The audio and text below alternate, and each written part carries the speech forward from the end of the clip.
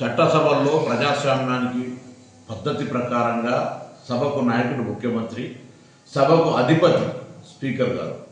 అటువంటి స్పీకర్ గారిని పట్టుకొని సభకు నీ ఒక్కటి కాదు అనేటువంటి మాట్లాడడం అనేటువంటిది ప్రజాస్వామ్యానికి వ్యతిరేకం.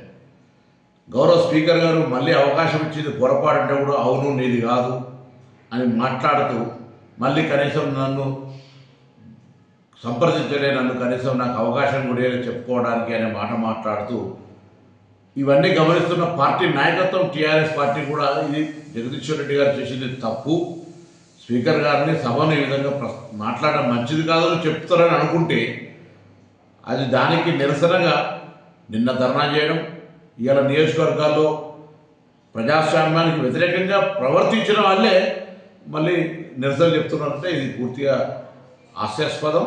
ఇది వాళ్ళకు కనీస జ్ఞానం రావాలి. ప్రజాస్వామ్య విలువలను కాపాడడానికి సభలో ఏ విధంగా ఉండాలి, సభా వేదికల్లో ఏ విధంగా ప్రవర్తించాలో తెలిసి కూడా ఈ విధంగా చేస్తున్నారంటే ఇది ఉద్దేశపూర్వకంగా చేస్తున్నారు. ఇది ప్రజలు గమనించాలని కోరుతాను. సభలకు కొన్ని సాంప్రదాయాలు పద్ధతులు ఉంటాయి. ఉదాహరణకు అబద్ధం అని అనడానికి కూడా వీల్లేదు.